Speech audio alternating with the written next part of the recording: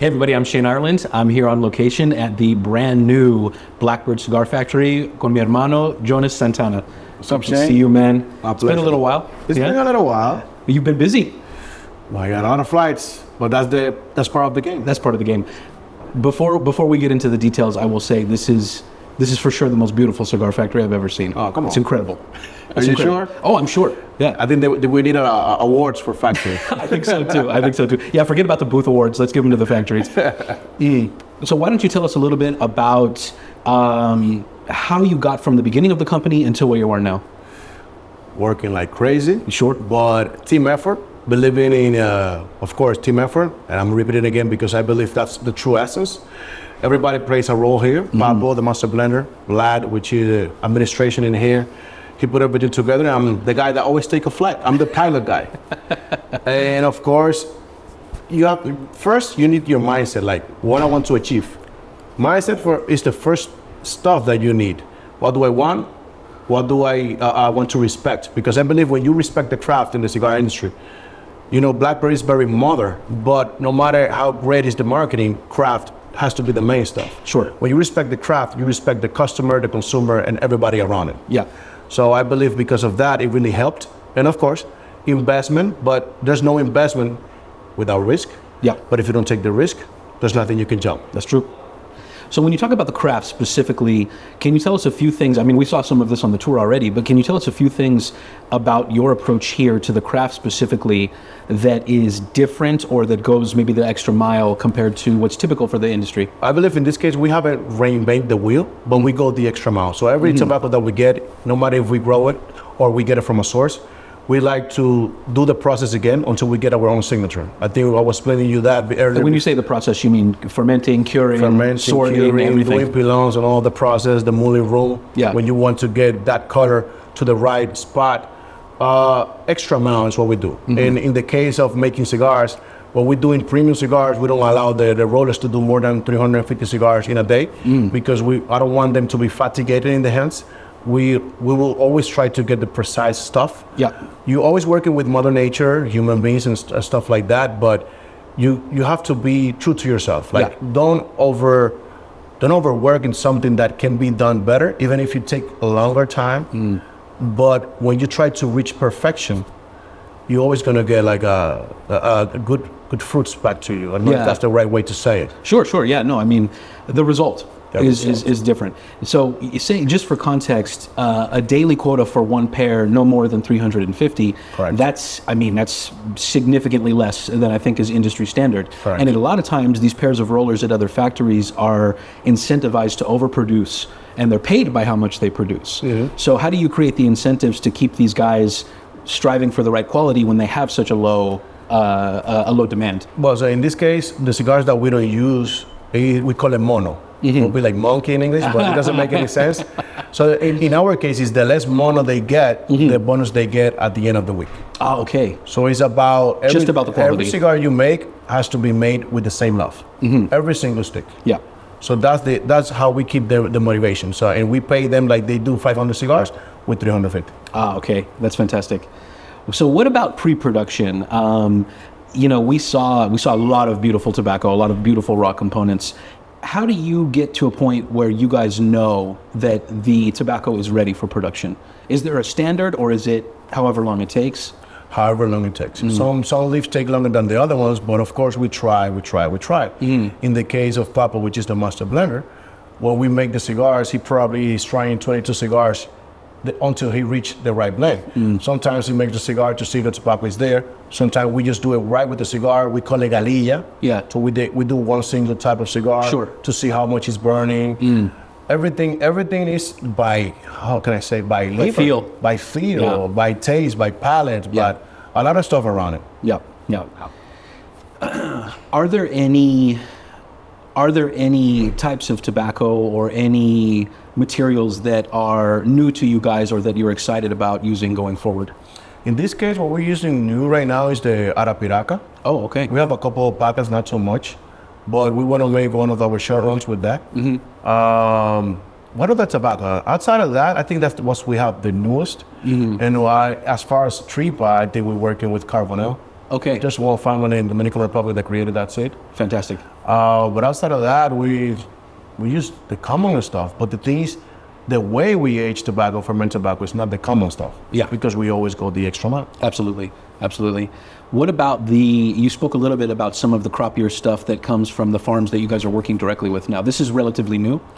Yeah, we started that 2 years ago. Okay. We're growing tobacco in Jalapa and Condega, Nicaragua. Yeah.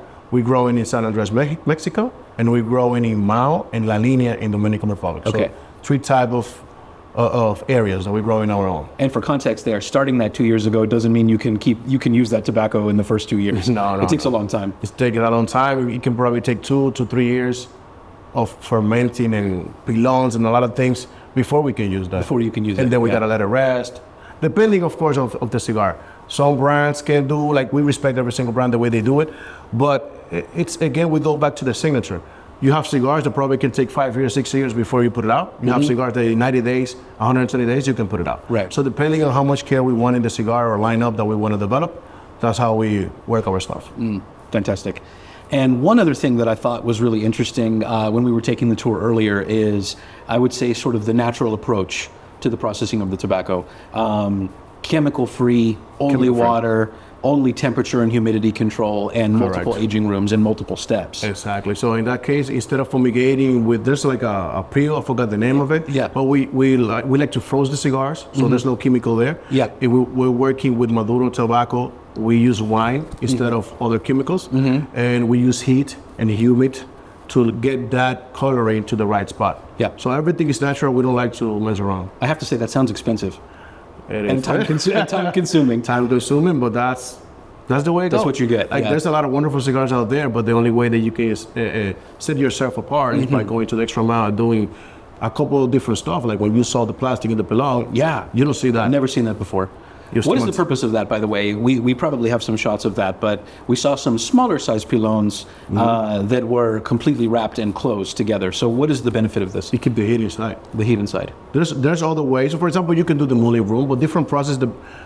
Depending where you want to keep the heat, it will do a different chemical reaction on its own.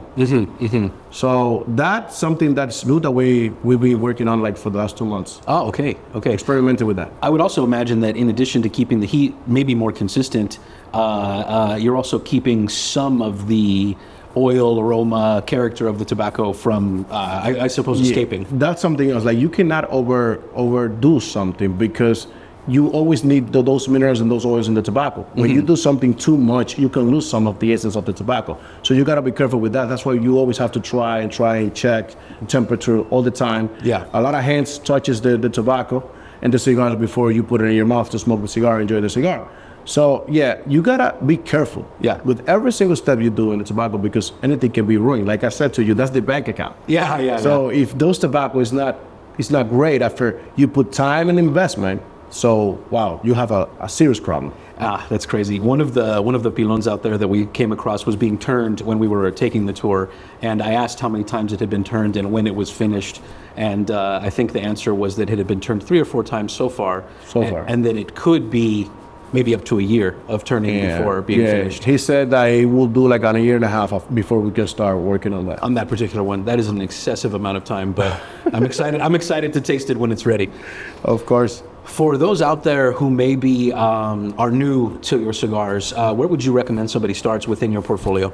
One cigar to start? Yeah, what cigar to start I think with? that will be the Finch. The Finch? Yeah, That's a good choice. I really understand that people should go towards the Connecticut because the Connecticut has a bitterness taste on its own. Of course, you can blend in a certain way to get less bitterness, but I prefer to go with something that has no bitterness at all. So the Finch is a Sumatra wrapper.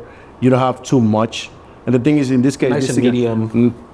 Probably less than medium. Less than medium. Mild, no aftertaste after that, and you have like hints of white pepper, and that's it. Oh, okay. You can do also with coffee, like you do with the Connecticut and things like that. So, like I say, I respect whoever say go with the Connecticut first because by the market, that's what the people understand. That's the mouth cigar to start. But in our portfolio, you can do Connecticut or Finch, but I will probably start with the Finch. What about you? These days, what do you smoke the most often from your blends? For my blends, Yeah. I do a lot of the Young Kind, Okay. the Superb, The Superb. and the Crow. Nice. Because the thing is, after we moved to this factory, what we did is we perfected every single blend. Because back then, we have no room to store tobacco, ferment our own tobacco. So now, every single blend is the same essence, but you don't have that big punch. Yeah. Like that pepper does not feel so black. It's just okay. because it's more down, More round, balanced, more harmony. more harmony. So I can enjoy the crow more because I'm not a big fan of too much pepper. Yeah. So now it's like balance. So balance is something else that really this factory help us to do.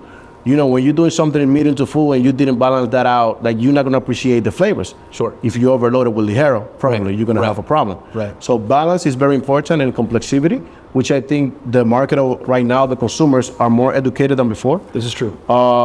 They just go to Google, research any cigar, review or whatever, and they're gonna have like it's gonna taste this way. It doesn't matter if the reviewer did a great job or not.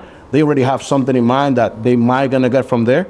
So at the end of the day, balance, man. Balance. Balance and complexity. Is there anything you guys are working on right now? Maybe whether it's something you want to give a lot of details about or not, but do you guys have any new projects that we can expect this year for your lines? As far as Blackbird, short run, Cactus Run is gonna get out in a couple of weeks. Yeah.